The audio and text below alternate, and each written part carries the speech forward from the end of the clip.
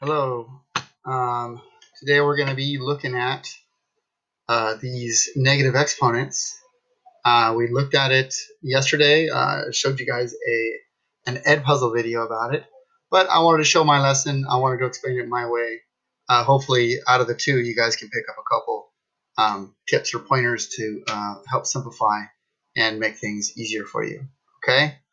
And funny here. It says, why did they quit being ponents? Get it? Because they're exponents. Okay. So negative exponents. Okay. We're going to simplify in two different ways. Okay. I'm going to show you guys the expanded version and then the shortcut. Okay. So if we look at c squared over c to the fifth, okay, if we expanded it, or I'm sorry, this one here is the shortcut where we would keep the base and we would subtract the exponents. So we would get c to the negative 3. And if we did it using the expanded way, meaning we would write 2 c's on top and then 5 c's on the bottom, we could cancel out a c with the top and the bottom and another c with the top and the bottom, leaving us with 3 c's in the denominator. Okay, so this is the correct answer, but they're the same, because in order to simplify an exponent that's negative, you would change the position or bring it down in order to make that exponent positive. Okay, they have to be equal because it's the same problem, just done different ways. So that shows us that that c to the negative 3 really is 1 over c cubed, because there are more c's in the denominator than there are in the numerator. Okay, so here's the key concept. Okay, if a to the negative n is the reciprocal, which means you flip a to the n, and the other thing just means vice versa. Okay, so if you have a to the negative n, we would bring the base to the denominator, and then we make the exponent positive. So once we reciprocate it, the exponent becomes a positive exponent, because that's our goal, is to get non-negative exponents. As an example, we have 2 to the negative 4.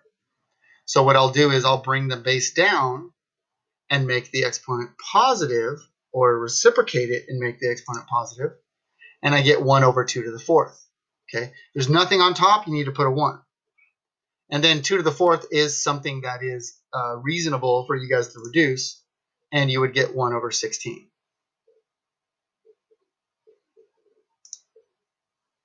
Okay, here we have 1 over y to the negative 3, and in order for me to get that exponent to be positive, I reciprocate it, or I bring the y to the top and change the exponent to a positive number. And notice how now the y cubed is a numerator. It gets multiplied but with the 1, and 1 times y is just y. So you don't need the 1 in front. So here's an example. So we've got n to the negative 5, p to the 4th, all over r to the negative 2. Now notice we have 3 variables, and none of those variables are common. So I am not going to be able to put variables together. I'm not going to keep bases and add or subtract or do any of that. All I'm going to do is simplify this expression, rearrange it, so that way I only have positive exponents. Okay, so the only bases I got to worry about is the n and the r, because those are the only 2 bases that have negative exponents. So I'm just going to switch positions. So I'm going to take the n, bring it down, and the r, bring it to the top. Okay, so what I'm doing here is I am separating all 3 variables just to make it a little bit easier. So I've got an n, I've got a p, and then I've got an r. So all I did is just If it was on top, I put a 1 on the bottom. If it was on the bottom, I put a 1 on top. Okay? And then what I'm going to do is I'm going to bring the bases down or up in order to accommodate or take care of those negative exponents. So the n will go down. P to the fourth, nothing happens. The r will go up. And notice when this goes down and this goes up, the exponents become positive. So now I can just multiply across, and I get p to the fourth r squared, and I get n to the fifth in the denominator. Okay, so what I did is I split them up, took care of them individually, and then put them back together.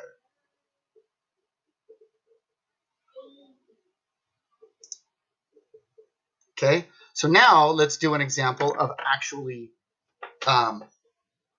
combining parts of the terms that have similar bases. So like the 2's are going to go together, the 4's will go together, and so will the 5's. So we're going to follow the rules. In this case, which rule are we going to use? Okay, we've got the product rule, the power rule, and the quotient rule. Since we're dividing, we'll use the quotient rule. And we keep the base and subtract. Okay, so I'm going to separate them first, put the common bases together, and then I'll use the rule. So base 2 raised to the 3 minus 16, base 4 raised to the 5 minus 4, and then this is a base 5 raised to the 2 minus 2, which would give me a 0 power, and remember anything to the 0 power equals 1. Okay, so those actually they don't cancel out, but they reduce to 1. And when you multiply by 1, it doesn't do anything to the number. So I simplify, I get negative 13. I simplify, I get 4 to the 1 power. So I need to take care of that negative exponent because I can only use positive exponents. It even says it there in the instructions. So I'll bring that down. I still have a 4 to the 1, which is just 4. Okay, and that 4 is a numerator, so I'll go ahead and multiply it by 1 and get 4 over 2 to the 13. Okay, I don't want you guys to reduce 2 to the 13 because it's unreasonable to ask you to do that. So just leave it alone. 2 to the 5th, 2 to the 6th, sure.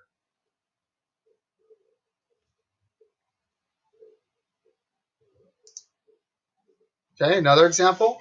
So let's go ahead and split them up, putting pieces together or common bases together. So notice these are just numbers in front, 2 over 10. Okay, but remember 2 over 10 is not 5. 10 over 2 is 5. And then I'm going to put the common bases of A together, the common bases of B, and the common bases of C. This just makes things easier when things are all organized. So 2 over 10, again, is not 5 because 10 is bigger and it's in the denominator. So it actually reduces to 1 over 5. Then I'm going to keep the base using the properties of the quotient rule and subtract the exponents. But remember, it's 2 minus negative 3. You got to be careful there. And then it's 3 minus negative 1. And then it's negative 5 minus negative 4. So there's a lot of minus negatives, meaning we need to add a line, change the sign. So that's going to be 2 plus 3, which gives me a to the 5th. This will be 3 plus 1, which gives me b to the 4th. And then this will be, add a line, change of sign. Negative 5 plus 4 is negative 1. So this will be c to the negative 1. Okay, so having this, we only have one exponent that's negative.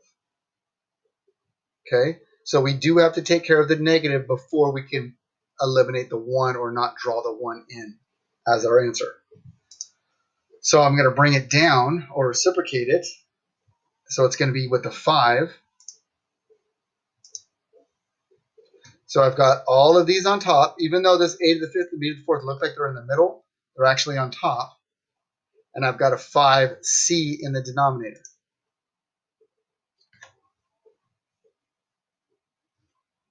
Just multiplying across, that's what you get.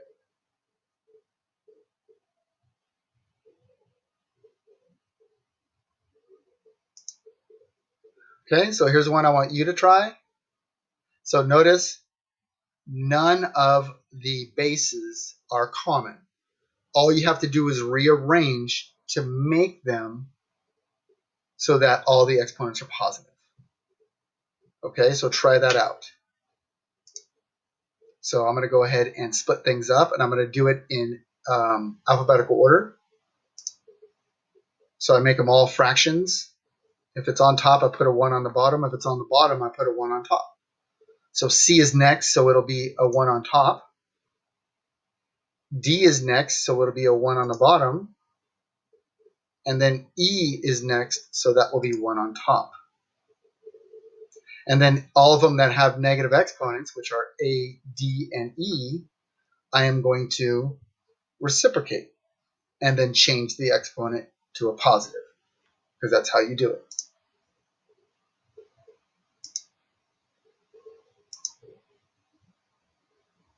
So it becomes 1 over A cubed. Still have the B over 1. I still have the 1 over C to the 5th. That's going to be 1 over D squared. And that's going to be E on top, right? Because E to the 1st is just E. So looking across on the numerator, 1 times B times 1 times 1 times E is just BE. And then in the denominator, it's just A cubed C to the 5th D squared.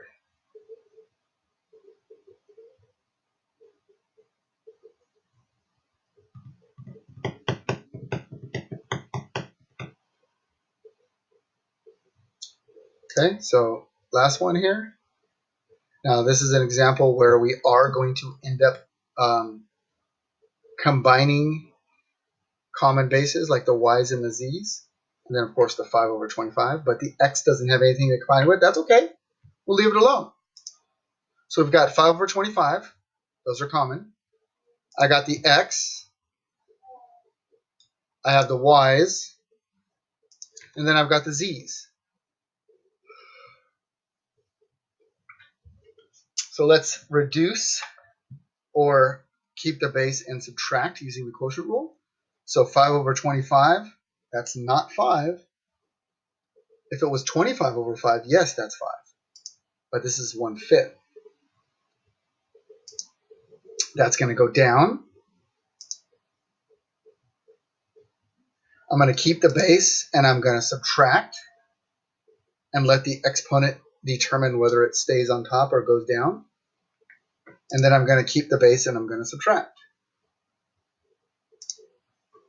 So I've got 1/5. I still have 1 over x cubed. Remember, add a line, change the sign gives me a plus, so that's 6. Add a line, change the sign here gives me a -4. So the y to the 6th is okay. That's going to stay on the top. But that z to the -4, I'm going to have to reciprocate it and bring it down. Okay, so before combining anything, this is what I have. And remember, the y to the 6th is really on top. And I end up with y to the 6th over 5x cubed z to the 4th. Okay, so hopefully you guys were able to follow along, and this is making sense, because really it's just a simple concept of, just bringing it up or down depending upon where it's located, if the exponent is negative. Okay, so that's it, and enjoy.